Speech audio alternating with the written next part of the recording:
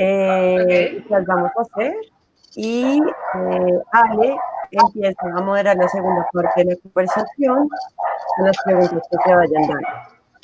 Entonces, creo que ya estamos en vivo. Un momento, vamos a probar. A ver. Juli, ¿puedes repetir lo último que no escuché? Bien. Que entras a moderar la segunda parte. Listo. Bueno, ya estamos en vivo, entonces voy a comenzar a compartir en los grupos.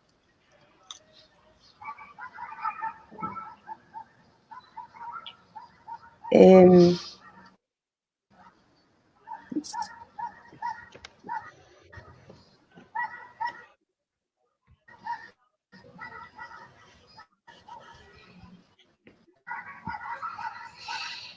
Bueno,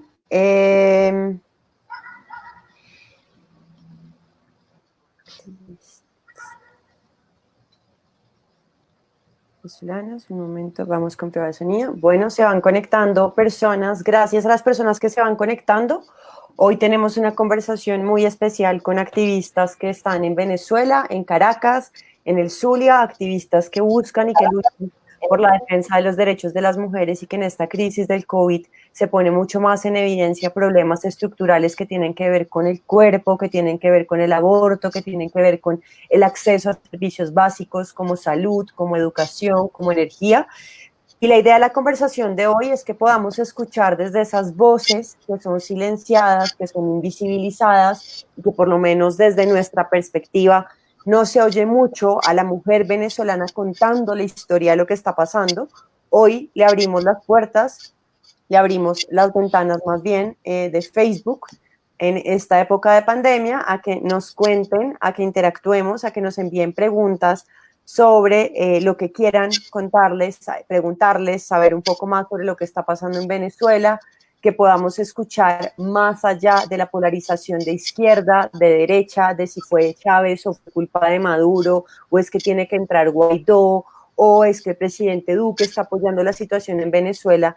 Entender en profundidad cuál es ese efecto que tiene una democracia fallida en la vida de las mujeres, cuáles son los efectos que tiene la no garantía de los derechos humanos básicos en la vida de las mujeres y qué podemos aprender también de esta situación, de lo que está pasando en Venezuela para nuestras democracias y no solamente para las democracias de América Latina, sino para las democracias, perdón, de Colombia, sino para las democracias de América Latina ante una realidad y es que vamos a vivir escenarios bastante complejos después del COVID, vamos a vivir una restricción en nuestros derechos, vamos a tener que organizarnos para poder exigir, después de que volvamos a las calles, que se cumpla con los derechos básicos de todos los seres humanos y para que esta pandemia que está poniendo sobre la mesa tantas desigualdades y tantos problemas estructurales sean realmente una oportunidad de articularnos como sociedad civil dentro de nuestros países y con otras organizaciones de América Latina para combatir estas desigualdades.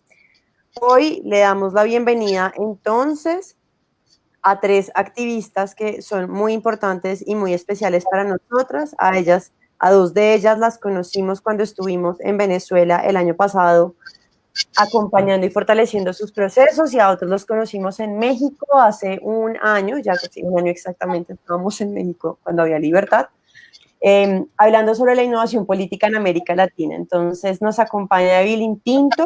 Evelyn es licenciada en Ciencias Políticas y Administrativas de la Universidad Central de Venezuela, mención en Administración Pública, es magíster en Gerencia Pública del Instituto de Estudios Superiores de Administración, es formada en feminismos con la Asociación Cauce, es directora cultural de la Asamblea Nacional, es representante nacional de las Mujeres Jóvenes de Acción Democrática, coordinadora del Diplomado para Defensores en Derechos Humanos de Red Uni y actualmente seleccionada para cursar la Maestría de Estudios de Mujer de la Universidad UCB. Nos acompaña también Estefanía. Estefanía es activista de derechos humanos, feminista, abogada y magíster en Ciencia Política y Derecho Político de la Universidad El Zulia, cofundadora y coordinadora de planificación de Mulier, una organización de la sociedad civil que desde el 2017 trabaja por la promoción y defensa de los derechos de las mujeres. Y nos acompaña Kika. que Kika Martorell es una psicóloga feminista a favor de las masculinidades despatriarcales, a favor de la sexo-género-diversidad, experta en atención a personas víctimas de violencia sexual y de violencia de género, activista por el derecho de las mujeres a decidir sobre su cuerpo. Entonces, hoy tenemos una conversación muy especial en la que hablaremos sobre cuerpos, democracia, resistencias, alternativas y salidas a lo que se viene. Le vamos a dar la palabra a Estefanía, vamos a empezar con ella, porque ella está en una región de Venezuela que ya nos contará qué problemas tiene y puede en cualquier momento caerse y desconectarse de esta llamada. Bienvenidas a todas, iniciamos este quinto círculo Artemisas. Hola Juliana, Alejandra, todas las compañeras, muchísimas gracias por esta oportunidad y por la sensibilidad de preguntarse, pues bueno, cómo la estamos pasando las venezolanas en esta situación. Yo creo que para nosotros es muy importante hablar que esta crisis de la pandemia por esta situación con el COVID nos llega en medio de una emergencia humanitaria compleja, de una situación en la que ya hemos estado desde hace por lo menos años, pero sobre todo en estos últimos 3 años, en una situación en la que la población está sumamente al borde en cuanto a necesidades, en especial a los daños estructurales que ha sufrido el sistema por la falta de inversión y por la falta de responsabilidad del Estado. Entonces, llegamos a esta situación en la que nos toca quedarnos en la casa con una cantidad altísima de la población, en especial mujeres que son cabeza de familia, sin ahorro para atender las necesidades que se les pueda presentar, con limitaciones en cuanto al trabajo que pueden desarrollar, porque muy pocas son las oportunidades realmente de las que tienen un ingreso, una formación y las capacidades en sus viviendas para poder trabajar a distancia. Además, con un sistema educativo que está profundamente debilitado y que no hay una estructura sobre el tema tecnológico, ni siquiera tenemos calidad de servicios públicos. Entonces, ese cóctel, ahora lidiar con todas esas necesidades encerrados en la casa, pues ha sido una situación bastante difícil.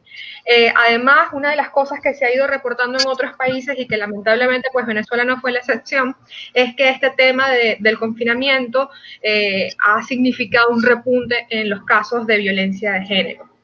Nosotras hemos estado desde el año pasado prestando el servicio de asistencia psicológica gratuita a mujeres víctimas de violencia de género, un servicio que era presencial y que durante esta situación de distanciamiento social pues migra a ser un servicio telefónico, y nosotros tenemos un servicio pequeñito que básicamente pues se promociona por nuestras redes y a través de conocidos, y todavía sí tenemos 1 o 2 casos diarios. Tenemos un registro importante de menores de edad, de adolescentes con víctimas de violencia sexual. Tenemos contactos que están en espacios específicos donde se atienden a estas poblaciones, que nos hablan de que lo primero que están recibiendo no es violencia contra la mujer, es abusos sexuales contra niñas y adolescentes.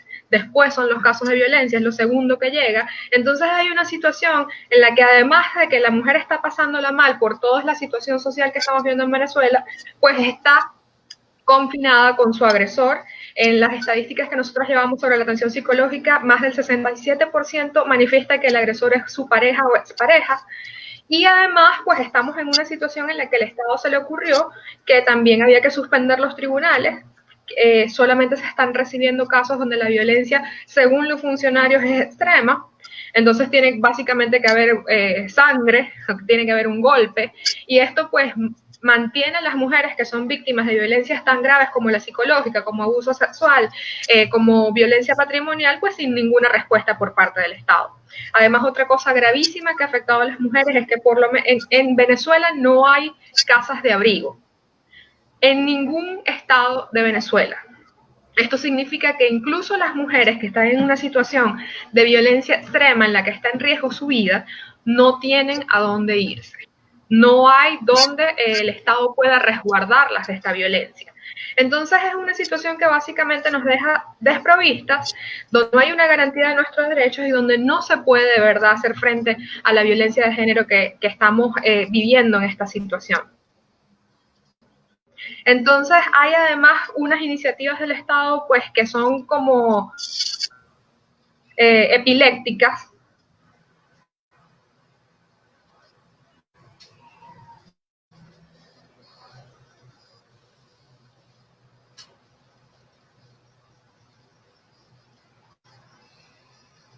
Creo que Estefa está teniendo problemas con el internet. Vamos a darle un minuto.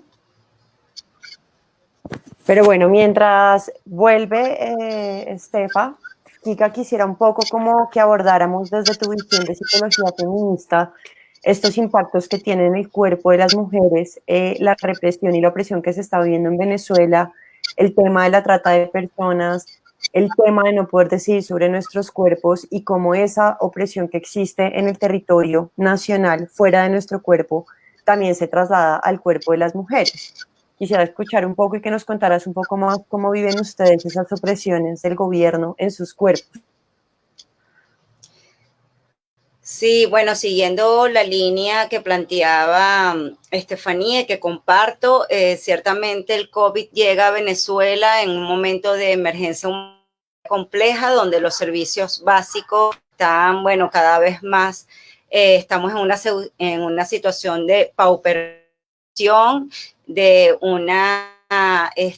bueno, una lucha constante por una vida digna. Nuestros salarios son inexistentes. De hecho, a nivel laboral, todo lo que son las contrataciones colectivas, antigüedad, todo eso desapareció. El salario mínimo son $4, siempre oscilan cuando hay aumentos entre $3 y $4 mensuales. Como bien lo apuntaba Estefanía, generalmente las cabezas de familia en este país son mujeres. Entonces, digamos que las mujeres han recibido ahora la grave noticia de estar confinadas en el hogar, que en muchos casos son hogares donde el maltratador está dentro de la casa. Entonces se incrementó la violencia hacia las mujeres, se incrementó la violencia hacia niños, niñas y adolescentes, y tal como lo planteaba Estefanía, la violencia sexual de digamos, lo que viene de allí es un embarazo no deseado, no planificado, no querido. Se ha debatido desde hace más de 20 años, no se ha debatido el derecho a decidir sobre nuestros cuerpos, ni siquiera cuando la mujer es víctima, la mujer o adolescente o niña es víctima de violación. Entonces, digamos que se presenta una situación muy grave en la que ya me han llegado casos de mujeres que han sido, digamos, violentadas de manera sexual por sus parejas y que tienen miedo de quedar embarazadas, y que si se llega a presentar este caso, entonces ¿a dónde acudir? Pues en Venezuela es ilegal interrumpir el embarazo. Sin embargo, aunque la ilegalidad, por supuesto, fomenta todo lo que tiene que ver las redes de especulación de los medicamentos, también la red de especulación de las clínicas privadas que cobran, porque acá se aborta, pero solamente abortan las que pueden, abortan de manera segura las que pueden abortar, las que tienen dinero para ello. Las que no tienen dinero tienen que ver cómo hacen las mafias pero también las mafias de vendedores de medicamentos para abortar, ¿no? Entonces, tenemos unas madres completamente agotadas, confinadas en el hogar, realizando cualquier cantidad de tareas con sus hijos, con unos servicios, como te decía, que no funcionan, no hay agua, la luz se va constantemente, el internet tampoco funciona, las tareas académicas siempre han recaído, digamos, en mayor medida en las mujeres, las labores del hogar han recaído generalmente en las mujeres. Las mujeres son generalmente las cuidadoras de personas mayores o enfermas. Entonces, digamos que ya lo que estaba grave se agrava aún más, se intensifica con la aparición del COVID en nuestro país. Y además también tenemos mujeres que han salido a la calle a protestar y han sido reprimidas por las fuerzas policiales, que además pareciera ser también una estrategia del Estado venezolano y de otros estados de, bueno, sacar callos, aparatos de seguridad del Estado, que yo le llamo aparatos represores del Estado, digamos, de inseguridad, en la que tenemos un elevado incremento de represión, porque, bueno, las mujeres tienen que salir no solamente a protestar, sino también a conseguir la comida para sus casas. Acá en Venezuela se vive a diario, acá se el dinero a día la madre va a costar sin comer, eso no va a ocurrir jamás, y eso hace que la mujer desesperada salga a la calle como pueda a enfrentarse con una realidad bastante ruda, y además con un aparato represor que digamos que la reprime y la obliga al confinamiento, ¿no? Gracias, Kika. Kika, tú pones sobre la mesa como varios elementos que son importantes analizar y que quizás eso que sucede en Venezuela sucede y está sucediendo en la mayoría de países del mundo, ¿no? El confinamiento nos está llevando nuevamente al espacio privado, a un espacio del que habíamos intentado huir hace muchos años cuando empezó la lucha feminista, que dijimos no más, no queremos estar más en nuestras casas, la casa no es el único espacio que tenemos que ocupar las mujeres, y una transición a la ocupación del espacio público, un hecho de reclamar el cuerpo ocupando este espacio público y un cuerpo que además reclama unas medidas distintas y que es evidente que las personas que están en el poder, que son la mayoría, pues no están preparadas para entender las crisis con un enfoque de género y con un enfoque de interseccionalidad que permita entender que es distinta una mujer pobre de Colombia a una mujer pobre de Venezuela, ¿no? Que es distinta una indígena de La Guajira del lado de Colombia a una indígena de La Guajira del lado venezolano, cuando las dos situaciones de los países son tan distintas.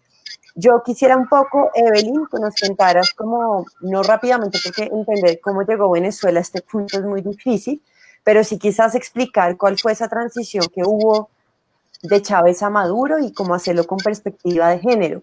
¿Qué pasa cuando Chávez se atornilla al poder y cuando se convierte en un estado dictatorial, a pesar de que puede haber tenido cosas buenas y cosas malas? Es evidente que hubo un estado dictatorial en los últimos años de Chávez, que de Chávez hubo una transición a Maduro en el 2013, que también es raro esa herencia de poder, ¿no? De yo te dejo el poder a ti y tú vas a representar al pueblo, que realmente quién es el pueblo, y si en ese pueblo están incluidas las voces de las mujeres. Un poco también entender las protestas que ustedes tuvieron de 2017 de estudiantes, las represiones que han existido, los encarcelamientos de las mujeres estudiantes en cárceles donde hombres intentan abusar sexualmente de ellas, pero como hacer un breve recorrido de cómo llega Venezuela a este momento y qué impactos ha tenido todo ese recorrido a lo que está pasando hoy en Venezuela. Hola, muy buenas tardes, gracias por la invitación. Quiero advertirles que mi señal también está un poco mala, hace rato me sacó, espero que pueda fluir bien, pero se los advierto por si se me desconecta. Y bueno, esta es una de las grandes fallas de servicios públicos que tenemos en Venezuela, que es el acceso al Internet. Mira, la participación política de las mujeres es importante entenderla estudiando la historia venezolana. Y en resumen me preguntas un poco de la transición entre Chávez y Maduro. El tema es que aquí la polarización para mí es un gran problema de la lucha feminista en Venezuela. ¿Por qué? Esta polarización política ha hecho que si están los buenos y están los malos, está la izquierda y está la derecha, cosa que es totalmente falsa. Yo me considero una mujer de ideología de izquierda, sin embargo he sido contraria al chavismo durante todos estos años y contraria, bueno, por violación de derechos humanos, por ser un Estado autocrático, por limitación a la libertad de expresión, y podría ser una larga lista de por qué estoy en contra de estos 20 años de gobierno y de autoritarismo hegemónico que hemos tenido en Venezuela. Sin embargo, eso no es lo que se ha vendido en la región. Y eso me preocupa mucho, porque incluso muchos de los actores que hoy en día pueden ser aliados de la oposición venezolana, que puede ser un Bolsonaro, un Trump, son actores con los que yo no soy compatible, son actores que van en contra de la lucha del feminismo. Entonces, la polarización política en Venezuela le ha hecho mucho daño a la lucha feminista, y eso hay que entenderlo. Segundo, el debilitamiento de las instituciones, la corrupción, la emergencia humanitaria compleja, hace que la agenda política priorice esos temas por encima de la lucha de la mujer. Pero ahí entramos en un grave error de conceptualización del problema. Nosotros no podemos pensar que si esa es la agenda y si esa es la prioridad de la agenda política, ¿cómo no vamos a involucrar la participación de las mujeres cuando representamos el 50% de la población en Venezuela y representamos el 50% de la población votante, no solo de habitantes? habitantes, de la población votante. Sin embargo, en las últimas elecciones legislativas que hubo en Venezuela, las mujeres ocupamos 33 curules de 167, incluyendo chavistas y oposición. Entonces, aquí podemos ver, a pesar de que hubo una normativa que se emanó solamente por esa elección del 2015, donde exigía las cuotas paritarias. No es una norma permanente, solo se dio por ese proceso electoral.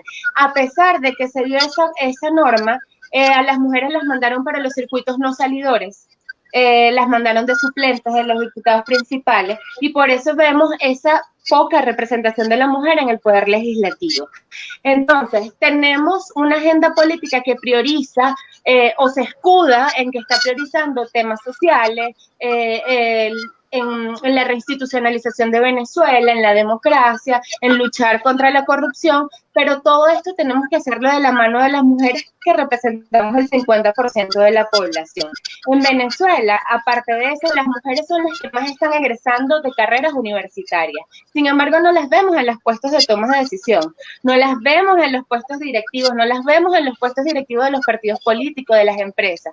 Y entonces, ¿qué ha sido lo grave? Durante estos años, el chavismo se agarró la bandera del feminismo en Venezuela y utilizaban un lenguaje inclusivo, ponían vallas y pancartas gigantes en la autopista que decían somos feministas en la última campaña electoral, y debido a la polarización que les vengo explicando, eso hace que entonces, bueno, si eres opositora no puedes ser feminista. Una cosa, pero mira, ilógica completamente, pero es un poco para entender cómo se va el movimiento en Venezuela y cuál es la gravedad de la participación política de la mujer. Sin embargo, el movimiento feminista en Venezuela dentro de las mujeres políticas ha venido creciendo en los últimos años, sobre todo dentro de las nuevas generaciones. Pero hay una situación gravísima que no se denuncia y es el acoso que se vive dentro de los partidos políticos. Hay un acoso que ocurre en todos los partidos políticos de Venezuela, de todas las ideologías, sobre todo hacia estas mujeres que las hacen ahuyentarse al momento de comenzar, de iniciar su carrera política. Les da miedo participar porque es una cosa que aparte está normalizado, que si lo denuncias, entonces, bueno, ya no te toman en cuenta para ciertas posiciones dentro del partido político, porque, bueno, no aguantas eso. Si estás en política, te la tienes que calar, no puedes ser tan sensible. Ese es el lenguaje que escuchamos a diario por la normalización de la violencia y del acoso que existe. Entonces vemos diferentes barreras estructurales que limitan la participación política de las mujeres en Venezuela. Se las repito un poco. El acoso dentro de los partidos políticos, unas leyes que han retrocedido. En Venezuela, para el año 97, en 1997, imagínense ustedes, se había aprobado en la ley de procesos electorales que la mujer tenía que tener una participación de candidaturas electorales en los partidos mínimo de 30%. Si lo vemos hoy en día nos puede parecer poco, pero ya se había avanzado en la ley. Sin embargo, en el 2003 anulan esa ley. O sea, imagínate, aparte estamos en un retroceso de derechos que ya habíamos adquirido.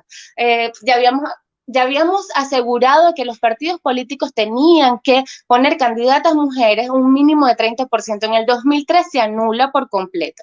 Y luego vemos en las últimas elecciones del 2015, las legislativas, que hubo una norma solo por ese proceso electoral. Sin embargo, no llegamos al 50% de los curules, porque la barrera estructural de participación política en las mujeres no va solo de la mano de las leyes.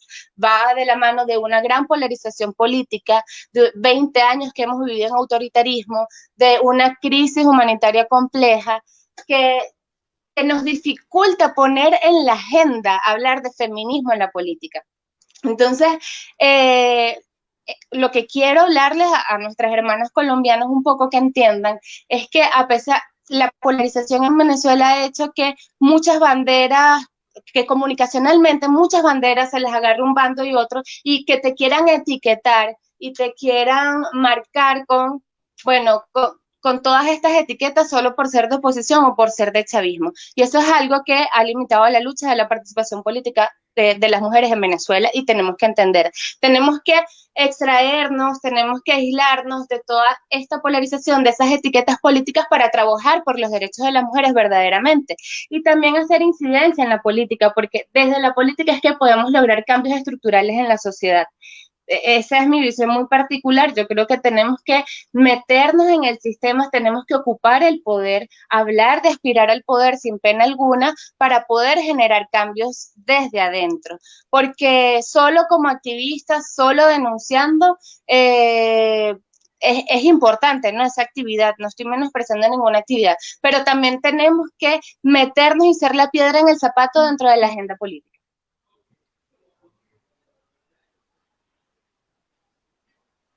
Listo, no sé si... Que ya se conectó Estefanía, para que suba Estefanía. Sí, bueno, Estefa, bienvenida otra vez, yo sé que vas a estar yendo y viniendo, pero hace parte de esta conexión. Estefa, Evelyn pone sobre la mesa un punto muy interesante que tú le estabas tratando más o menos desde el tema político de migración, de la trata de personas, pero a veces parece incompatible que la lucha feminista es incompatible con la vida política. Y no se entiende que la lucha feminista es una lucha política y es una lucha social y no es una lucha que simplemente nos damos porque, ay, tenemos el mismo cuerpo y somos amigas y nos llega la menstruación a todas y por eso estamos luchando por los mismos derechos. No, es falso.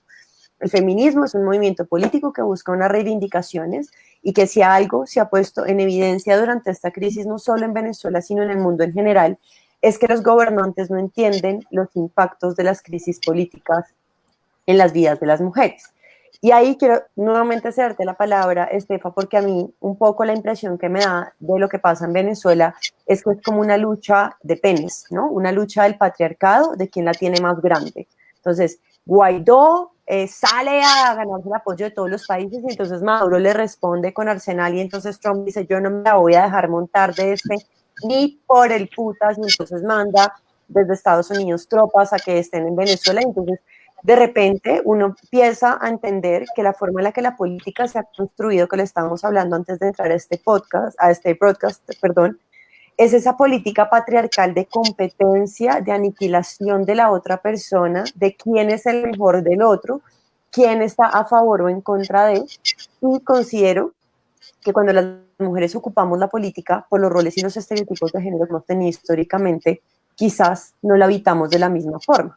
Y quizás no seríamos tan guerreristas porque somos madres, porque entendemos que una guerra pasa también por la violencia sexual y porque, como quiero retomar ese tema, Estefa, y es cuando hay democracias en crisis, cuando hay olas migratorias, y ya lo ha visto América Latina con la salida de las mujeres centroamericanas a Estados Unidos y las violaciones que se producen en las fronteras, si no se da un trámite legislativo, si no se producen democracias en nuestros países, las primeras que pagamos las consecuencias de la guerra y democracias fallidas son las mujeres con sus cuerpos.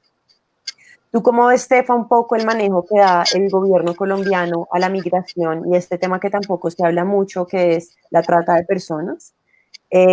¿Cómo ves un poco el manejo político que pareciera no tener enfoque de género y no comprender la dimensión de la violencia en los cuerpos de las mujeres? Y desde tu experiencia en Mulier y todo el trabajo que has tenido con mujeres en distintos lugares de Colombia, ¿qué podemos aprender y qué podemos no volver a repetir cuando ocupemos el poder las mujeres, ojalá en un futuro cercano? Bueno, Juli, una de las cosas que mencionaba y que de verdad me parece, nosotros hemos estado casi limitadas a la prevención porque hay cero intención del gobierno de atender el problema de la migración con todo lo que significa, por ejemplo, la arista de la trata de personas. Pero esto no es algo solo de Maduro, es algo que lamentablemente se entiende como una queja el hecho de que tengan migrantes en Colombia, en Ecuador, en las islas, pero no ha significado, bueno, vamos a reunirnos por encima de nuestros problemas políticos para atender a esta gente, para atender las necesidades de esta población, para buscar cómo podemos de alguna forma disminuir los riesgos que están enfrentando, porque además la gente no se está yendo porque le da la gana, la gente se está yendo. El venezolano tiene una relación, y estudios antropológicos así lo han mostrado, muy cercana con su familia.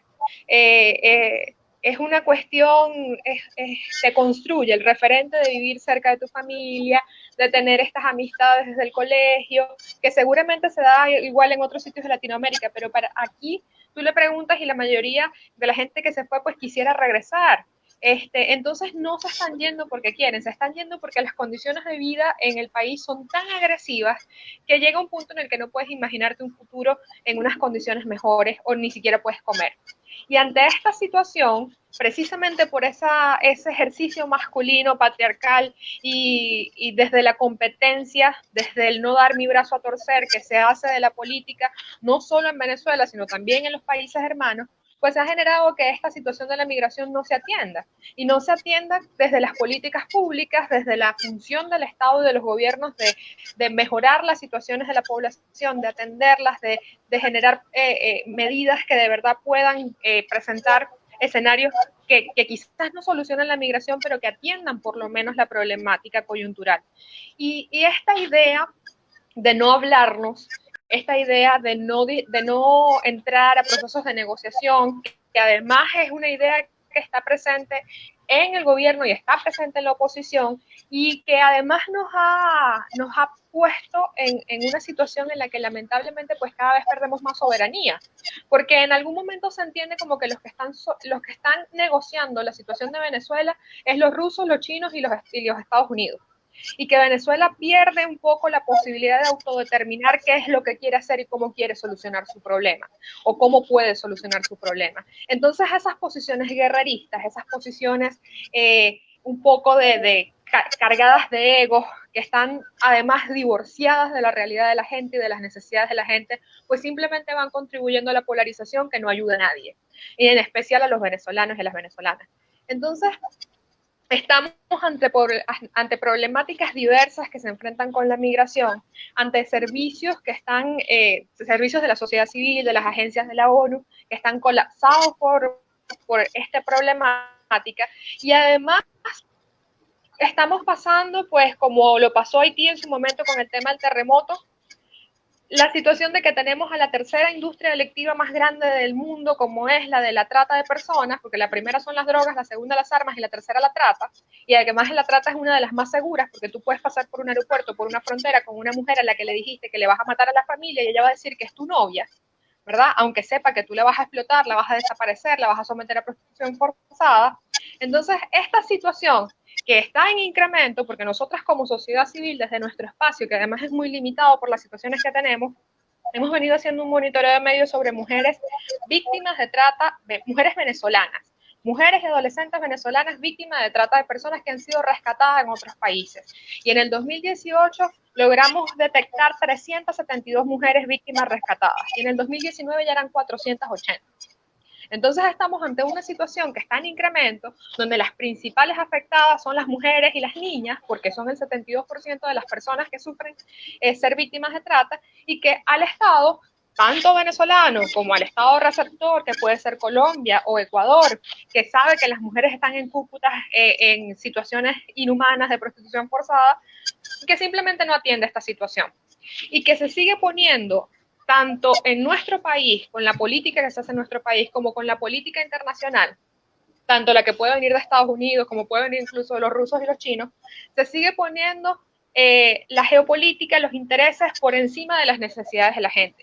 Y por eso es que los venezolanos y las venezolanas se sienten cada vez más divorciados de su clase política, se sienten cada vez menos representados. Hay una sensación de que tienes que resolver tu vida, que tienes que resolver tus necesidades como puedas, que cada quien está por como pueda defenderse, y eso además va quebrando nuestro tejido social, va dañando nuestras posibilidades de entendernos comunidad y de involucrarnos comunidad en la solución, como comunidad en la solución de nuestros problemas. Entonces, todo esto está teniendo un efecto de quiebre de nuestra estructura social, de nuestro tejido social, que ha reforzado pues esas condiciones que nos van dificultando la salida del problema. Entonces yo creo que efectivamente esa política patriarcal de la competencia, de medirse los penes, de ver quién amenaza más alto, quién amenaza peor, quién tiene más control, nos ha perjudicado de una forma increíble, Y en este momento estamos en un estadio en el que pues las acciones son cada vez más limitadas, en el que la gente cada día, a diferencia, es un día de sufrimiento, es un día en el que pasan hambre. Nosotros, por ejemplo, en el Estado tenemos organizaciones hermanas que han hecho estos estudios de seguridad alimentaria sobre la población, sobre lo que comen, sobre cómo dejan de comer. Los programas sociales del Estado son básicamente una mentira muy reducida que llega solo a ciertas personas. Y entonces todo este panorama general nos deja con un país que además está como sin esperanza. Y eso ha significado pues que el trabajo sea mucho más difícil y se hace. Y estamos tratando de generar espacio cívico. Hay organizaciones trabajando en toda Venezuela también en esa reconstrucción del tejido social, en ayudar a que exista esa reconciliación, por lo menos desde las bases, independientemente de los problemas que puedan reproducir o que quieran perpetuar los líderes políticos. Y creo que poco a poco, yo espero que con influencia de chamas como Evelyn y de otras mujeres que se están incluyendo en la política, podamos ocupar ese espacio con una visión mucho más, con una visión de reformas, de reconciliación, de reparación y de prioridad. Y esto lo hemos visto ahora con el tema del COVID, de cómo las mujeres que pusieron, las líderes de países que pusieron con prioridad la agenda social, pues pudieron manejar mejor la crisis, no por ser mujeres, sino por las prioridades que tenían, por las respuestas que querían dar, por lo que entendieron era necesario para su población como para defenderse de una situación así. Entonces necesitamos que esas sean las prioridades en nuestro país. Venezuela tiene una gente, a una población que está en una condición crítica, y mientras esa no sea la prioridad, sino pelearse el poder solo por el poder en sí, pues aquí no vamos, la ciudadanía no va a responder a la élite política y vamos a seguir trabados en este problema. Uy, Estefa, mejor dicho, tenemos que traducir todo esto. Le va a hacer la palabra a Evelyn, que te va a dar un comentario, y le voy a pedir a Kika que mientras Evelyn habla y Estefanía habla, podamos hacer después de la intervención de Evelyn cuál sería el diagnóstico psicológico entonces de Venezuela, ¿no? Porque es preocupante. O sea, Estefa habla de falta de identificación, de no nos sentimos representadas por el tema político, porque no hay un espacio tampoco para otras voces, porque Evelyn cuenta toda la historia de lo que está pasando, y digamos que es de tu visión de psicología feminista, ¿cuál sería el diagnóstico que tú podrías hacer para Venezuela? Pero le va la palabra a Evelyn antes, que quería decir algo a Steph. Sí, quería comentar algo, puntualizar algo rapidito que se me vino con el comentario de Stefan, y es que, bueno, la edad de la situación y de la inestabilidad política y de las instituciones que hay en Venezuela crea algo muy grave sobre la participación política de las mujeres. Es que escuchamos de la ciudadanía que aquí lo que hace falta es mano dura, porque nosotros tenemos una historia caudillista en el país. Entonces, y esa historia caudillista, esa mano dura, se refleja en una figura patriarcal. Y entonces vemos también mujeres que ya han incursionado en la política y quieren imitar esa forma de hacer política del hombre, que era lo que hablaba Estefanía, ¿no? Entonces es un tema de egos, una lucha de quién es el más arrecho que el otro. Arrecho, perdón, en Venezuela es molesto, porque sé que en Colombia tiene otro significado. No, esa rechera de Trump, de Maduro y de nuestros gobernantes. Correcto. Y entonces eso que pide la gente es gravísimo, ¿no? Decir que lo que hace falta es mano dura y piensan es en esa figura autoritaria, en ese salvador, porque entonces se piensa en un superhéroe, el que tiene que venir a solucionarnos todo. Y lamentándolo mucho, hay toda una estructura comunicacional que ayuda a que el ciudadano siga pensando eso, porque entonces el superhéroe puede ser que vengan los buques que tanto dice Trump, ¿no? Entonces el superhéroe es Maduro, que nos va a salvar de esta derecha injerencista mundial. Entonces vemos cómo de lado y lado es el mismo lenguaje. Y la gravedad de todo esto es que esta figura masculina, esta estructura patriarcal, nos sigue llevando a un autoritarismo. Entonces las mujeres tenemos que hacer el cambio hacia esa figura democrática que necesitamos en Venezuela. Como lo hablabas de las líderes mundiales, yo creo que uno de los aspectos que he estado reflexionando últimamente es que para las mujeres no tiene que verse como algo negativo nuestra sensibilidad. Por muchos años nos han dicho que las mujeres somos sensibles, emocionales, y yo trataba de luchar contra eso, de decir, no, las mujeres no somos emocionales, no somos sensibles, somos unos seres humanos igual que el otro. Pero mira, la verdad es que esa sensibilidad no tiene que ser vista de manera negativa. Yo creo que nos hace entender más cuáles son las necesidades de la comunidad, nos hace ese sexto sentido femenino o esa emocionalidad femenina más bien es el valor agregado que nos puede llevar a gerenciar mejor los países. Gracias. Era lo que quería agregar, ahora sí que Kika sigue, perdón. Kika.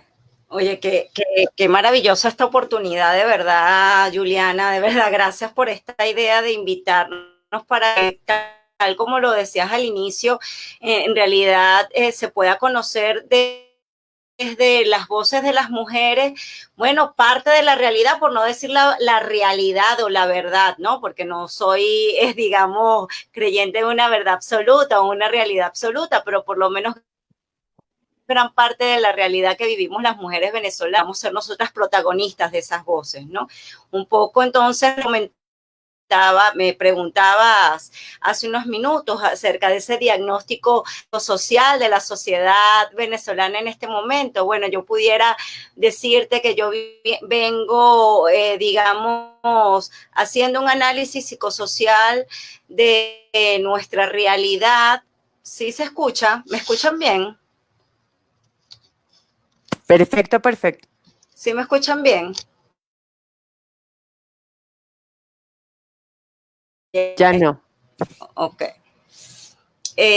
Yo vengo haciendo como un análisis psicosocial desde hace tiempo en el que, bueno, justamente por esta disputa de la élite política que tenemos en nuestro país y la polarización tan reacia, tan fuerte que ha calado, digamos, hasta en las familias de manera violenta, que nos ha enemistado completamente, que nos ha dividido, inclusive ha territorializado el país, la ciudad de Caracas. Tenemos un lado chavista de Caracas y un lado de oposición. Eso es lo que nos han, digamos, construido en la psique de los y las caraqueñas, y sé que también de otras ciudades del país. Yo pudiera hablar entonces que hay una especie de psicosis, de esquizofrenia, en la que hay una doble realidad en nuestras vidas, ¿ok? Tenemos, digamos, desde la imposición a alcaldías, tenemos la imposición de 2 presidentes, tenemos la imposición de 2 asambleas nacionales,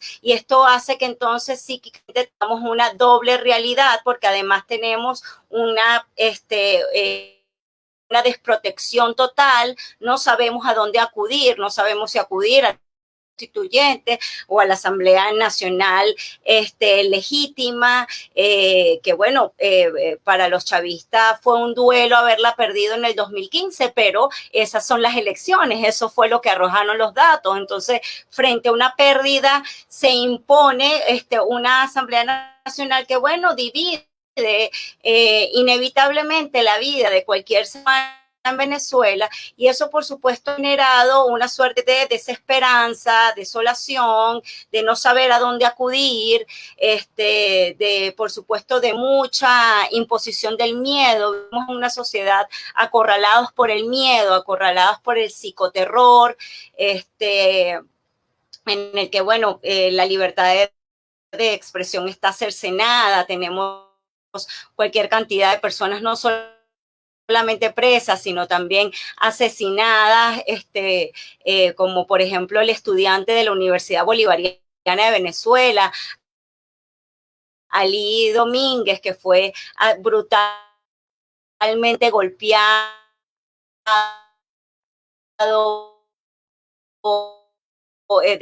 y haber sido ingresado en un hospital, y dijeron que había atropellado con esa. Entonces, sí, tenemos una sociedad basada en el miedo, basada en el terror, pero aún así tenemos unas mujeres que luchan constantemente frente a ese miedo. Tenemos a una población de maestras que salieron a protestar para enero, febrero, y fueron bañadas de, perdón,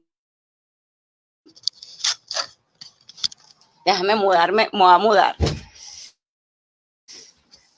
Tenemos entonces unas maestras que fueron, digamos, que fueron a protestar y fueron bañadas de excrementos, de orine, y el presidente, digamos, de la Asamblea Nacional de este país nunca hizo eco acerca de eso. Entonces tenemos mujeres que, a pesar de que son bañadas de excrementos, salen a luchar constantemente, tienen esperanza frente a la desesperanza, resuelven diariamente la comida de sus hijos, de sus familiares. Son mujeres que una vez más se tienen que hacer a un lado a sus necesidades para poder entonces cumplir con las necesidades de sus padres, madres, como les dije, adultos mayores que siempre están a cargo de las mujeres, ¿ok?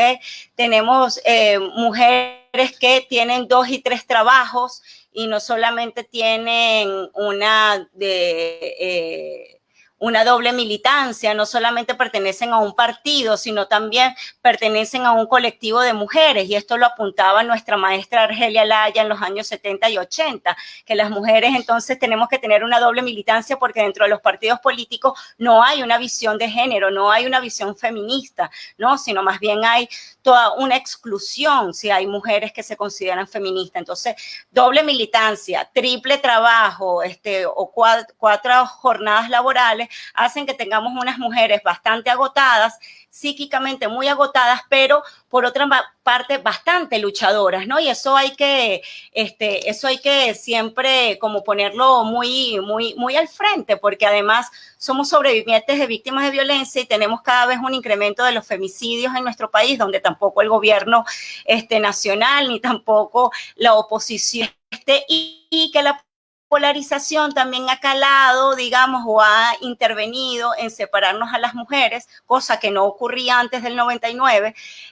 Las mujeres luchaban luchaban juntas siendo de cualquier política, pero inclusive ahora les es difícil congregarse para luchar en contra, que es más bien un llamado a nosotras a que de nuestras antepasadas, que sí luchaban juntas, ¿ok? Por la reivindicación de nuestros derechos, y que no tenemos que seguir, digamos,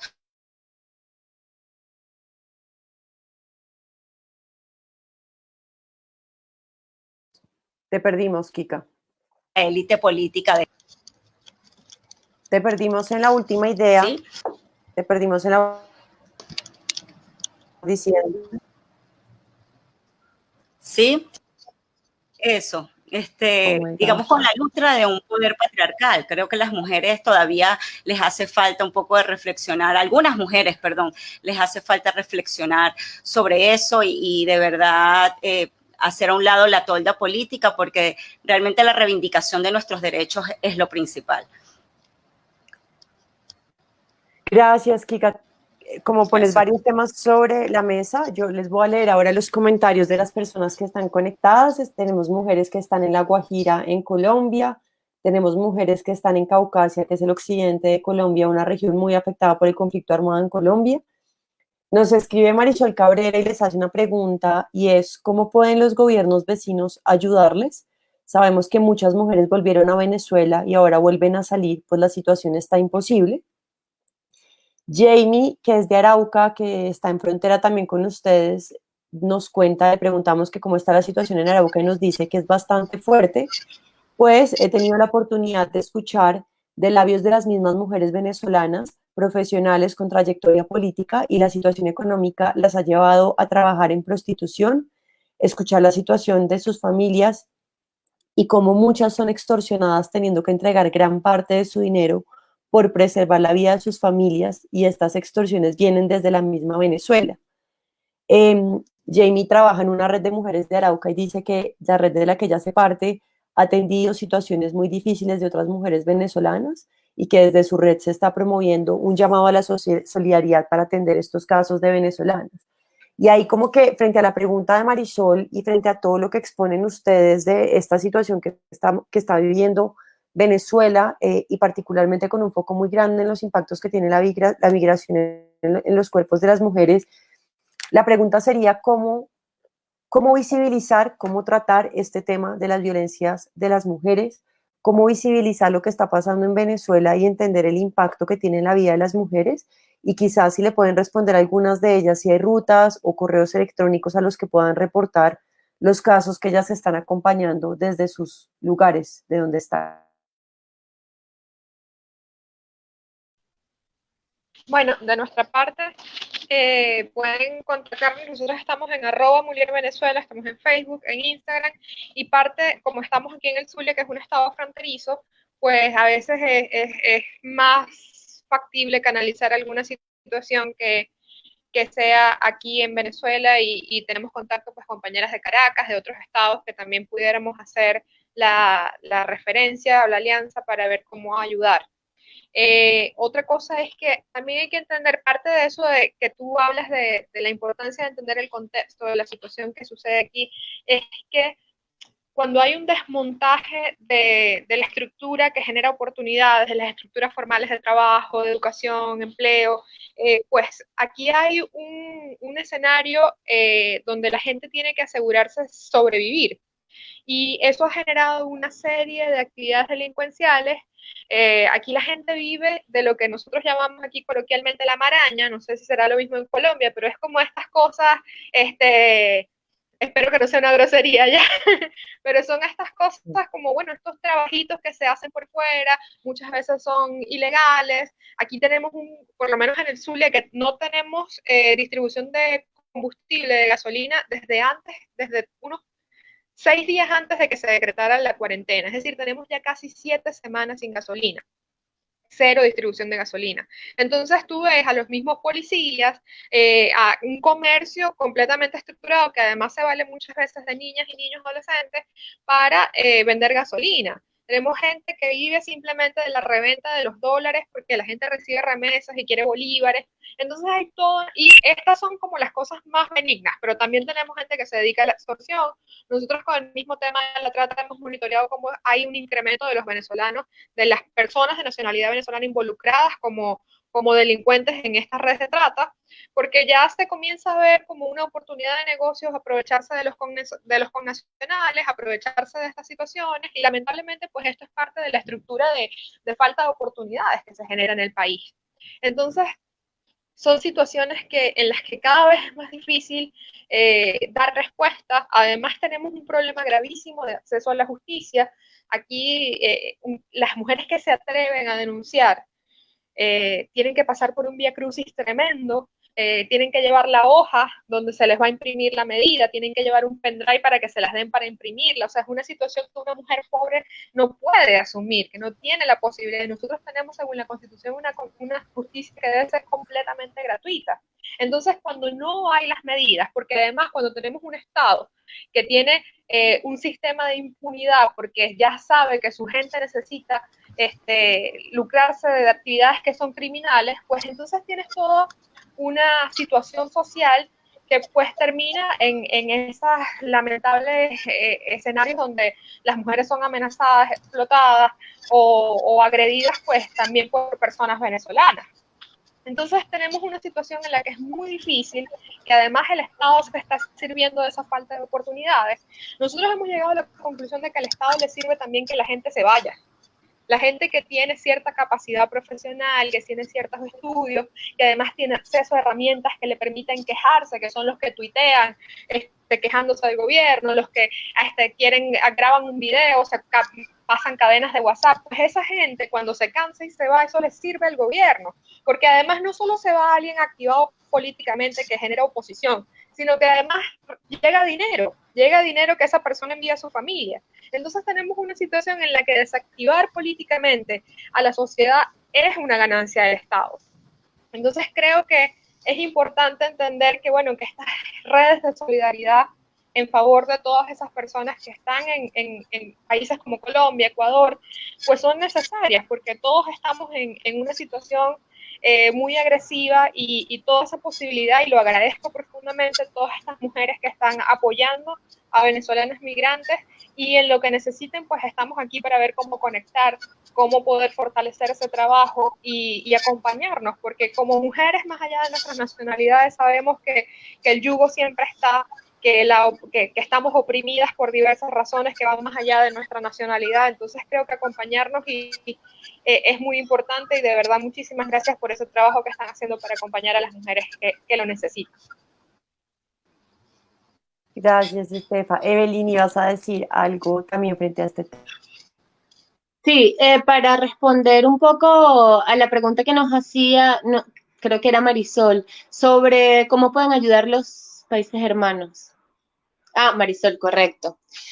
¿Cómo pueden ayudar los gobiernos vecinos? Bueno, mira, uno es que primero esos gobiernos vecinos deben buscar entender la situación venezolana no solo de Caracas, ¿okay? Porque existe una caraqueñización de la política, lo llamo yo. Entonces, claro, los políticos que salen afuera a decir cuál es la realidad venezolana, bien sea de oposición o de chavismo, siempre hablan es de la realidad de Caracas, y entonces hay que entender que esa no es la realidad del país. Muchas veces he observado en redes que se dice, bueno, pero mira en Caracas, bueno, yo nunca soy muy privilegiada en ese sentido, tengo fallas de luz, de internet, hay barrios caraqueños que sí los tienen, pero en la zona donde estoy no, pero uno se va metiendo en una burbuja que no te deja mostrar o difundir cuál es la realidad que se vive en el resto del país. Entonces, entender primero que Caracas no es la mayoría del país.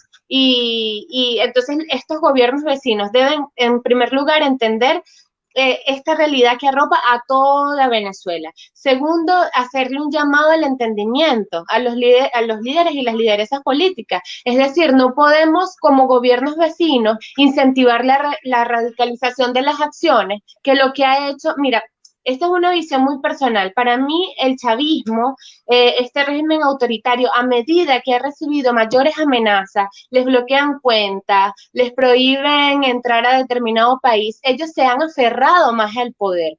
O sea, para mí es una lectura súper clara. El chavismo ha demostrado que a medida que más los atacas, a medida que más los amedrentas, que más los limitas, más se aferran al poder.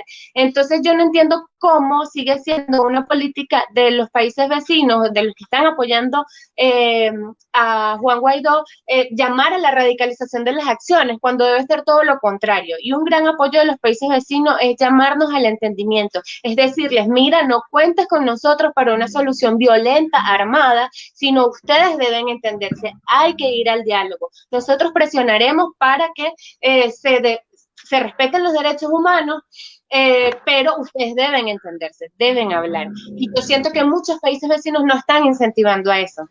Entonces eso me parece gravísimo y es algo donde pueden ayudar. Y en tercer lugar, que los gobiernos vecinos exijan la presencia de mujeres políticas venezolanas, que exijan que en esos paneles, en esos encuentros, en esos foros, esté la figura de una mujer política venezolana que estoy segura le puede dar una visión muy diferente de lo que plantean el resto de los políticos. Yo creo que con esas tres acciones los gobiernos vecinos pueden colaborar mucho.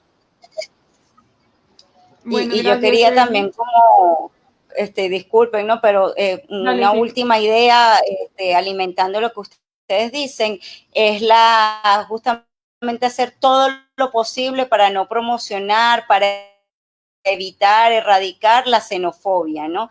Entendemos que el nacionalismo es una estrategia importante para cada país, conservar un nacionalismo, pero en extremo que por supuesto se intensifica y eso ha traído como consecuencia la violencia, gran cantidad de seres humanos y sobre todo hacia las mujeres, porque además las mujeres venezolanas en el exterior somos vistas como prostitutas, ¿no? Como somos las mujeres más bellas del mundo, supuestamente, entonces se nos tilda inmediatamente como mujeres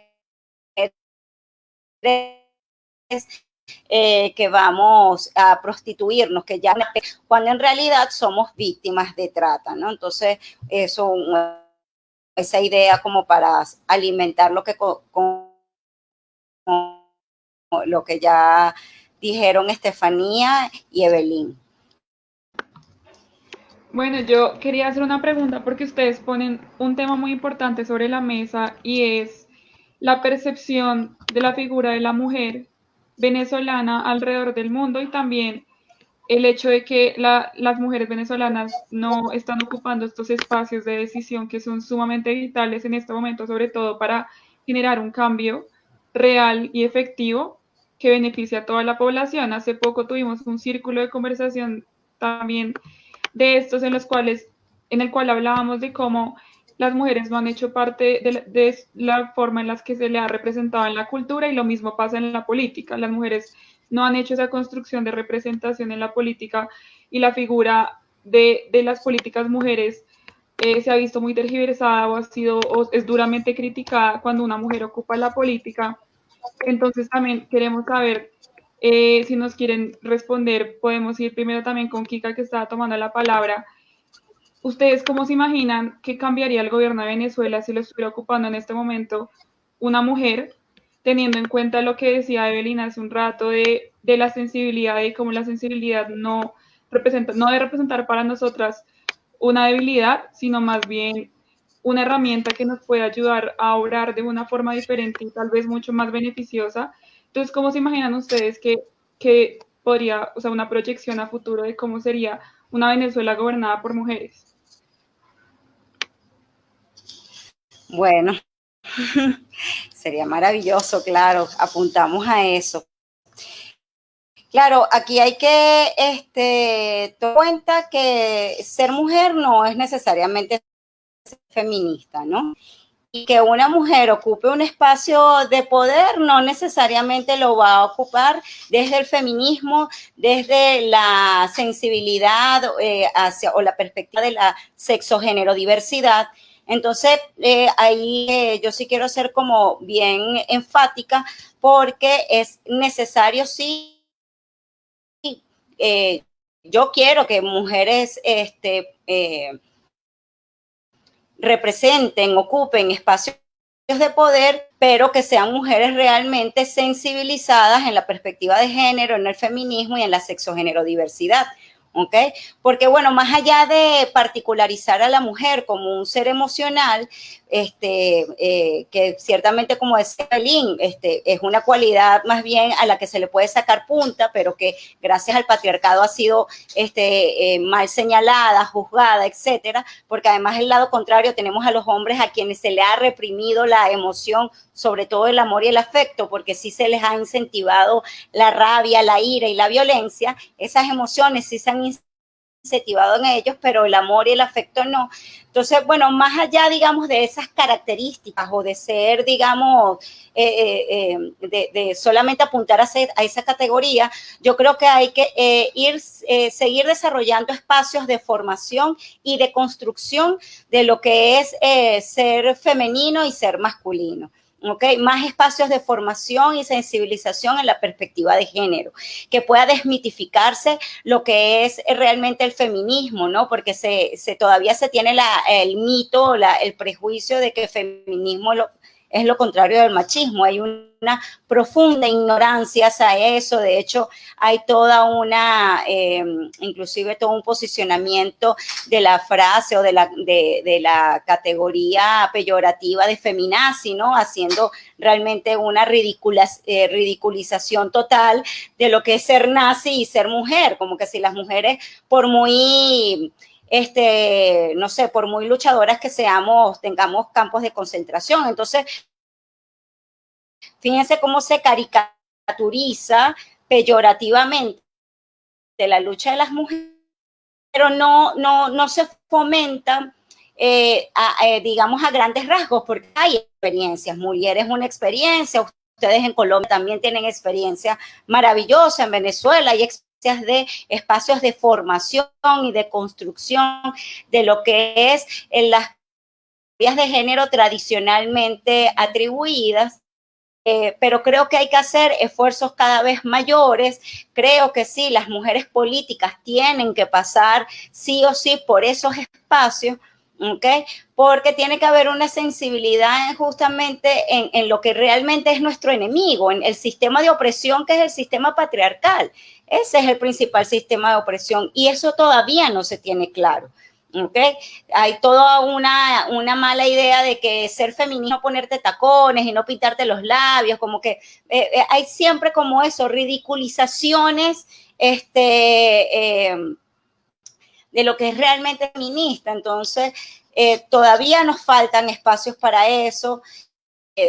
Sin embargo, eso no desestimo y no quiero las experiencias que ya hay en Venezuela, que ya hay en Caracas. Las comadres púrpuras es un ejemplo de ellos también, pero también en Mérida tenemos a 100% estrógeno, tenemos a Mérida feminista, hay, bueno, en Berenjena Empoderada, en el estado Lara, hay cualquier cantidad de espacios que están haciendo lo posible para que las mujeres nos desconstruyamos, podamos acceder a espacios de poder, pero desde esta perspectiva, nombre de género y sexo género diversa, que todavía no todas las feministas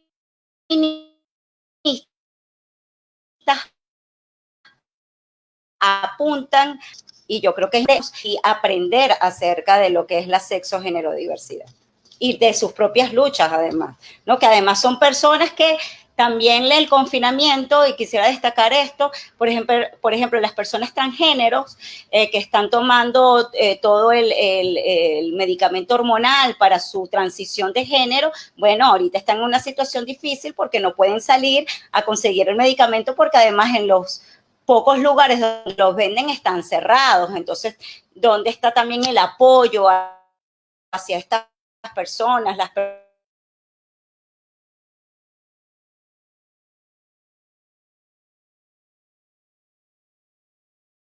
con el COVID?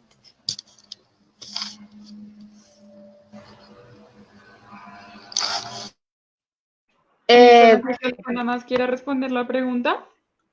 Sí, bueno, quería dar una posición rápida, ¿no? Sobre qué opinamos de las mujeres, de una mujer liderando el país, ¿no? Venezuela específicamente.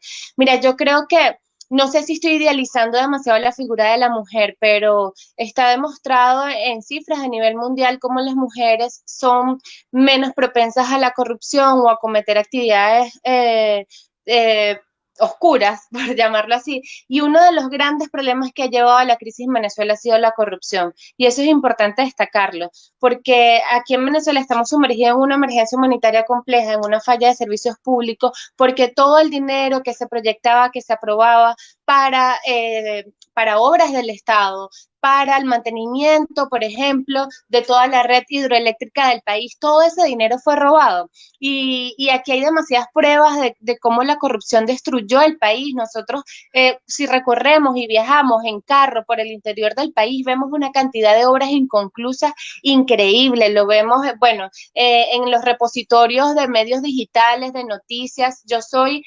originaria de un pueblito que se llama Tejerías, en el estado de Aragua, y desde que yo estaba en el liceo, que a los 15 años, yo tengo hoy en día 29 años, se bajaron los recursos 6 veces para la construcción de un hospital. Ese es el eje sur del estado de Aragua.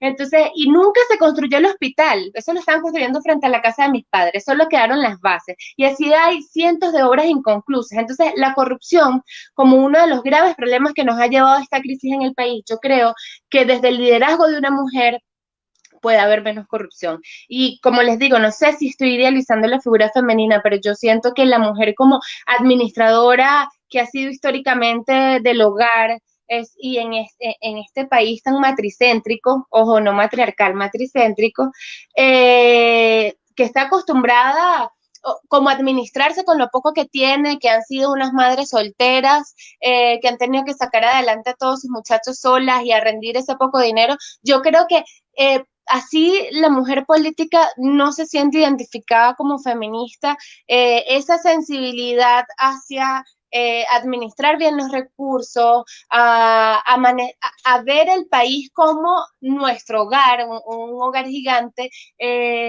puede ayudar a que sea una gestión más transparente y por lo tanto más efectiva y más beneficiosa para para la democracia. Ojo, con esto no quiero decir que no haga falta, como lo decía muy bien Kika, formar a las mujeres políticas.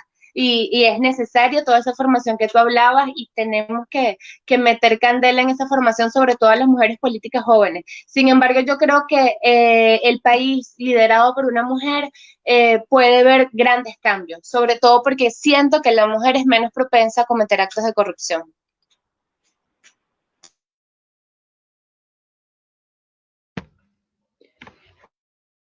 Bueno, muy bien. Ahora, digamos que en cuanto a esa forma de administrar de la mujer o esa forma de responder muy diferente a la medición de penes que estábamos hablando ahorita, también digamos que, y en cuanto a lo que decía Estefanía al comienzo, ella denunciaba el hecho de que en ningún estado de Venezuela hay casas de acojo o casas refugio, como se les llama acá en Colombia, que en este momento serían vitales para responder ante el incremento de los casos de violencia que se está viendo en todo el mundo. O sea, no es un fenómeno de la región, es un fenómeno a nivel mundial. Y en ese momento esas iniciativas como casas de refugio, como líneas de emergencia, como atención psicosocial a distancia, atención jurídica, todo eso está siendo sumamente clave para atender desde todos los frentes lo que está pasando en cuanto a la violencia de género. Acá, digamos, en Colombia también, si bien existe la figura de las casas de refugio, están copadas, al menos en Bogotá ya no hay más cupos de estas casas de refugio, entonces está siendo realmente difícil mantener o manejar estos casos. Pero lo que se ha visto es que han habido iniciativas de la sociedad civil muy efectivas, muy creativas, muy visionarias también. Han habido redes de solidaridad de mujeres en las cuales se apoyan desde diferentes recursos que puedan brindar. Y eso ha generado un gran alivio pues para muchas mujeres que se les ha podido dar atención por medio de estas iniciativas totalmente independientes de la sociedad civil. Entonces, yo quería preguntarles, para acercarnos un poco más a la realidad venezolana que nos queda un poco más lejana en este momento, ¿qué iniciativas de la sociedad civil ustedes han visto desde estos parches feministas a los cuales son cercanas para responder a estas atenciones y si han visto como que han funcionado? Bueno, yo me gustaría como que contarles algunas cosas. También es importante, no es para salvar nuestra responsabilidad, pero sí decir que estamos todos muy demandados, que realmente pues aquí estamos todos un poco ayudando desde la carencia, pero bueno, con el compromiso de saber que hay otras que están, que por muy mala que pueda ser tu situación, hay gente que está peor, pero sí hay iniciativas, sobre todo creo que ha sido fundamental conectarnos.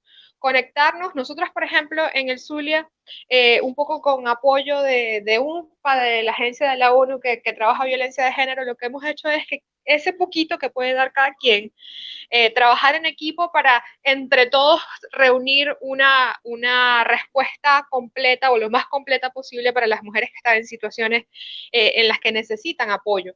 Entonces, bueno, nosotras, por ejemplo, damos atención psicológica, pero tenemos otra organización hermana que da atención, acompañamiento legal, y otra que puede dar, que está más fortalecida y puede dar una ayuda en cuanto a dinero para cubrir un día un hotel, otra que puede dar alimentación, y lo que hemos hecho, y otra que, por ejemplo, da la atención médica. Y necesitamos a veces reunir hasta 7 organizaciones para atender a un solo caso, porque tenemos capacidades muy limitadas. Pero eso creo que ha sido la clave para poder atender los casos, el trabajo conjunto, el trabajo desde las posibilidades de cada quien, el entendernos pues no como una competencia de quién hace o deja de hacer, sino como herramientas para ayudar a las mujeres que lo necesitan. Y entonces eso ha significado de verdad pues tener un mapa casi mental. Nosotros vivimos como con esta, bueno, yo no te puedo ayudar, pero yo sé quién te puede ayudar. Y hacer estas referencias y tratar en lo posible de no pelotear a las mujeres, sino canalizar esas necesidades a través de esta primera persona que atendió, pero con el apoyo hasta de muchísimas organizaciones a veces. Y esto se ha hecho sumamente difícil en el tiempo de la cuarentena, como comentaba Kika, en el caso por ejemplo, las interrupciones voluntarias de embarazo que son ilegales en Venezuela, en todos los casos, excepto en riesgo de la salud de la madre, y nos conseguimos con situaciones de niñas que necesitan esta atención y que esto se realiza en la clandestinidad y que quieres darles apoyo y que realmente pues se generan muchas trabas, pero que las mujeres necesitan estos servicios, necesitan este apoyo y a eso se le suma no solo las limitaciones que tenemos como sociedad civil para atender, sino también esas limitaciones que nos impone el mismo sistema al hacer clandestino algo que debería ser un derecho. Y hay también algunas organizaciones que tienen, por ejemplo, apoyo de venezolanas que están fuera del país, que han logrado estabilizarse. Entonces sí hay una red de solidaridad entre las mujeres que entienden, no solo mujeres venezolanas, sino también mujeres que están afuera y que entienden que, bueno, que estamos en una situación agresiva y que necesitamos apoyo. Entonces creo que eso ha sido muy valioso. Y ha sido también una experiencia de construcción colectiva de la atención, de los servicios, de las necesidades, y nos ha permitido conversar. Una de las cosas que conversaban al principio y que me gustaría acotar igual es que cuando se decía, bueno, ¿qué le podemos pedir a los gobiernos de países hermanos que se haga? Pues otra de las cosas que se puede hacer es el tema del seguimiento con las agencias de la ONU. Nosotros exigimos por casi, yo creo que 2 años, que se declarara la emergencia humanitaria compleja en Venezuela, que se recibiera ayuda de parte de las agencias de la ONU. Tenemos algunas de las agencias trabajando ya en Venezuela, pero la ayuda o la asistencia que esto ha significado por el tema de que ellos tienen que trabajar en colaboración con el gobierno, pues ha sido bastante limitada. Y a veces nos sentimos sumamente frustrados ante esto, porque tenemos agencias de la ONU que dicen que, bueno, Venezuela no va a entrar en la campaña sobre servicios públicos porque el gobierno dijo que el 90% tenía agua. Entonces tú te indignas porque sabes que más bien, y hasta el mismo gobierno lo ha reconocido en algunas alocuciones, el 96% de Venezuela tiene problemas de agua. Entonces tú te consigues con unas situaciones donde se pone por encima el tema de la diplomacia, que se convierte en silencio cómplice, por encima de la asistencia y del mandato que tienen esas agencias de ayudar a la población. Entonces creo que esa exigencia, porque además ese es dinero de los demás países que se está invirtiendo en atender las necesidades de Venezuela, pues esos países tienen también que exigir más de esas agencias, que exigir que el trabajo no sea aprovecharse quizás de lo que ya se estaba haciendo con las uñas, sino que de verdad se tengan diagnósticos certeros para ayudar a la gente que de verdad lo necesita, porque una de las cosas que vemos es que no hay para, no sé, para atender a una población que está un poco más lejos, que está en La Guajira, pero pueden ir en camionetas con internet satelital. Y todos tienen entonces unas sedes que parecen, no sé, castillos. Entonces necesitamos que exista una coherencia también en la labor de las agencias de la ONU que están en el país, porque la asistencia desde la sociedad civil es sumamente limitada. No podemos la sociedad civil sustituir al Estado, nunca lo vamos a poder hacer. Y ante la ausencia del Estado, precisamente por eso exigimos el derecho que tenemos a recibir ayuda y ese derecho debe ser garantizado por las agencias de la ONU en una forma que de verdad llegue a la gente que lo necesita y que no se vuelva solo una burocracia que se lucra de nuestra necesidad, de nuestra crisis. Uy, Estefa, y ustedes ponen ya muchos elementos sobre la mesa. Esto es como una recomendación de política pública nacional, internacional, para llevar a Naciones Unidas también de quejas de manejo de recursos. Y está perfecto porque las memorias de estos espacios que estamos teniendo se van a reflejar en un librillo que tendremos inicialmente digital y que lo vamos a compartir con ustedes y también con las organizaciones aliadas para que sepan un poco lo que está pasando en Venezuela, que creo que es importante. Vamos a ir cerrando el espacio que se demora 1 hora y media y como que quedan varias reflexiones sobre la mesa que tienen que ver un poco también sobre cómo se ha construido la noción de poder y de sociedad, ¿no? O sea, yo no soy tan romántica como Evelyn de creer que por ser mujeres somos menos corruptas, más organizadas, porque también creo que hay parte de eso que responde a los roles y estereotipos que hemos construido de cómo han sido cuidadoras, entonces van a ser igual de cuidadoras de los recursos públicos. Como en la casa cuidan, entonces van a cuidar a la sociedad. Sin embargo, creo que esos roles y estereotipos sí juegan un rol muy importante a la hora de ocupar la política y a la hora de pensar un poder colectivo, que creo que ustedes tres han puesto un rol muy importante y me encantan los nombres que tienen las colectivas allá de 100% estrógena, berenjena empoderada, la comadre Púrpura, esos nombres me parecen como que no son tan presentes en las colectivas colombianas, nos falta creatividad. Pero creo que ustedes ponen un tema súper importante que también lo señalan las mujeres que están participando y que tiene que ver con cómo el movimiento feminista construye redes de solidaridad y redes de afecto. Es decir, esto que estamos produciendo nosotras, que podríamos tener o no diferencias políticas, igual nos permite hablar y nos permite sentarnos.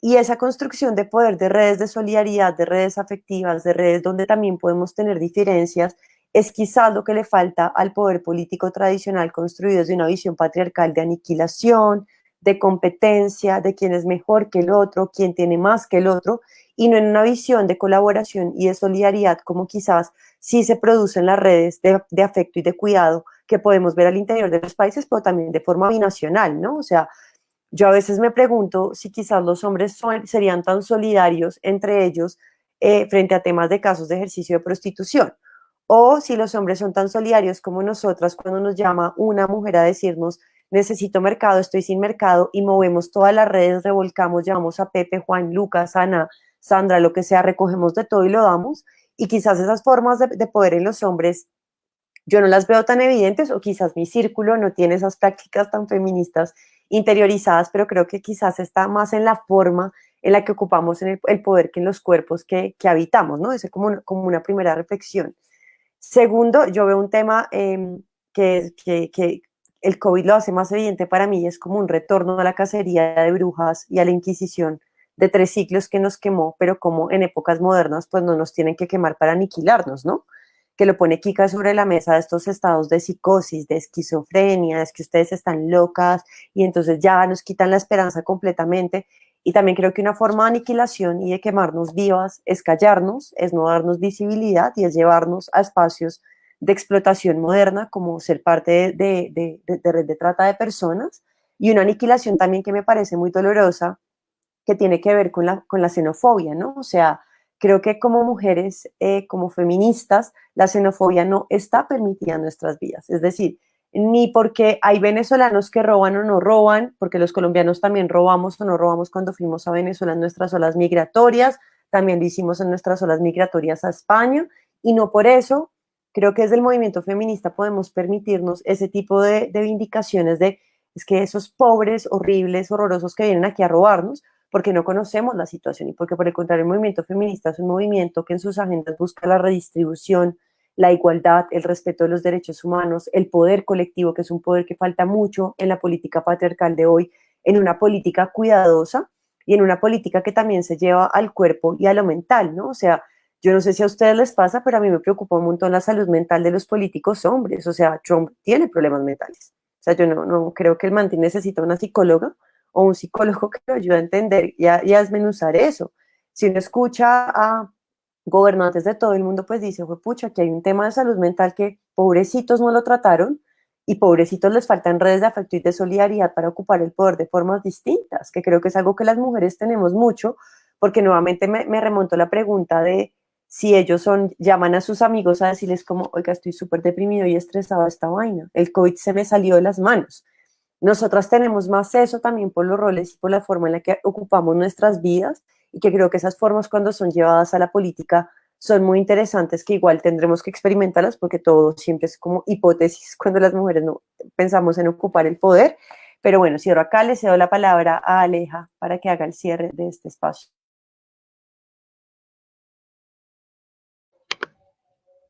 Ay, ya.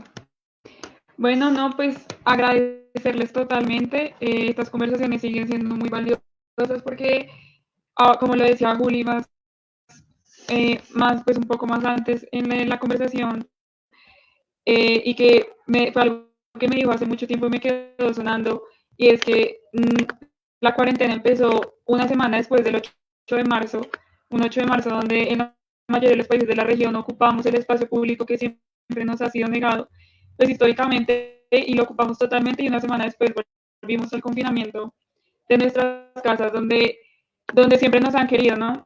Entonces hay que seguir conversando, hay que seguir debatiendo los temas, hay que seguir juntándonos, sobre todo debatiendo. Eso incomoda, la juntanza de mujeres siempre incomoda, entonces hay que seguir incomodando ahora por estos medios virtuales que nos tiene a disposición la pandemia, pero entonces agradecerles totalmente a las tres por este espacio tan valioso, por acercarnos un poco más a la realidad que cada vez es más abstracta por un lado, pero igual también más homogénea, porque ahora todo el mundo está en crisis y esta crisis ahonda más la crisis que ya se traía en Venezuela. Entonces, obviamente, es muy valioso visibilizar eso, pero agradecerles sumamente por su participación. Recordarles que estamos teniendo círculos de conversación todas las semanas. Próximamente hablaremos del trabajo, de cómo está siendo afectado por todo esto, qué proyecciones podemos tener a futuro. Tenemos siempre invitados especiales y no, pues invitarlas siempre que quieran volver. Acá pueden estar otra vez. Gracias, chica Evelyn, Estefanía. Gracias a ustedes por el Gracias. espacio. Saludos. Que estén bien. Un abrazo. Gracias. Estefan, estuviste hasta el final. Esto es como hay que poner una línea. Súper bien. Lo logramos. Un abrazo a todas. Lo logramos. Chao. Qué bien, qué bien, qué bien, Estefanía. Un abrazo, que estén bien. Bien, vale. Muchísimas gracias, Juliana, Alejandra. Qué bueno compartir con ustedes, Estefanía, Evelyn, que no había tenido la oportunidad de verte tan de cerca, Evelyn, pero con Estefanía sí habíamos podido compartir el año pasado. Y bueno, nada, estamos acá a la orden, lo que realmente podamos nosotros aportar para que la gente entienda un poco más lo que vivimos las venezolanas desde nuestras voces. Bueno, estamos aquí a la orden para eso. Sí, muchísimas Las invitaremos gracias por el pronto a otros espacios. Chao. Gracias a las mujeres de Nosotras Ahora, de Arauca. Las saludamos a las que están en Bajo Cauca, a las de Cauca. Nos saluda María Elena desde Cuba. Marisol Cabrera, gracias por las preguntas y los comentarios. Daya, Leslie, bueno, todas las mujeres que se conectan de la red y a las que están en otros países y en otras ciudades que no hacen parte de la red. Un abrazo gigante. Chao, que estén bien. Gracias. Chao. Chao.